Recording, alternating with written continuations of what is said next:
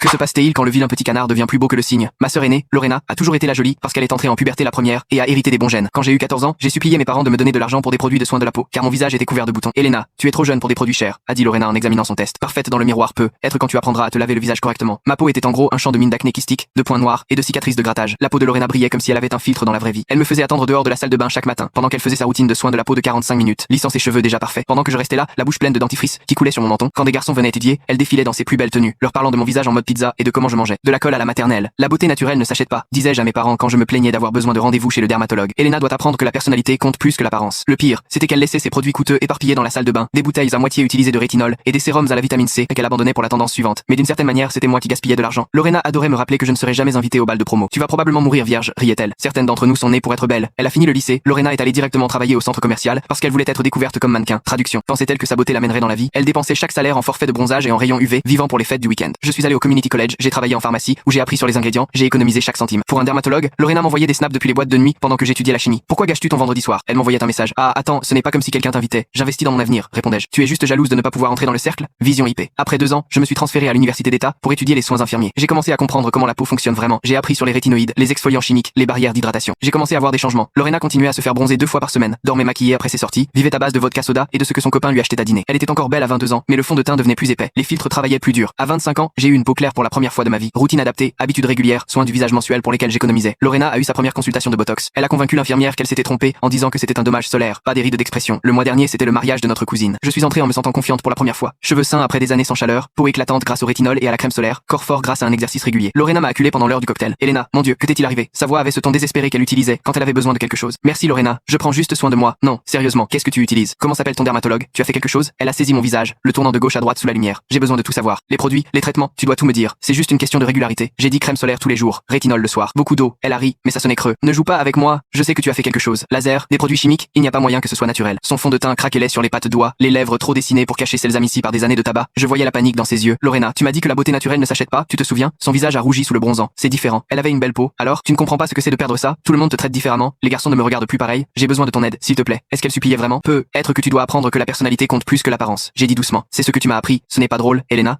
Je suis ta sœur. Je traverse une crise ici. Tu sais combien j'ai dépensé pour essayer de régler ça? 3 dermatologues différents, tous les produits qui existent. Je pensais aller en Turquie pour des traitements. Dis-moi juste, qu'est-ce que tu utilises? J'ai sorti mon téléphone et lui ai montré ma routine de base. Un nettoyant de pharmacie, de la trétinoïne sur ordonnance, une crème hydratante, un écran solaire. C'est tout? Ai-je demandé? Ça ne peut pas être tout. C'est tout. J'ai commencé à 20 ans. Tu m'as dit que prendre soin de sa peau était une perte d'argent, tu te souviens? Un silence s'est installé. Tu vas vraiment rester rancunière pour quelque chose que j'ai dit au lycée? Je ne suis pas rancunière. Je te donne le même conseil que tu m'as donné. Certaines d'entre nous sont nées pour être belles, non? 2 semaines plus tard, maman a appelé. Lorena pleurait. Elle dit que tu ne l'aideras pas avec ses problèmes de peau. Je lui ai dit que ma routine demandait plus que ça. J'ai demandé si elle avait essayé de se laver le visage correctement. Puis on m'a raccroché.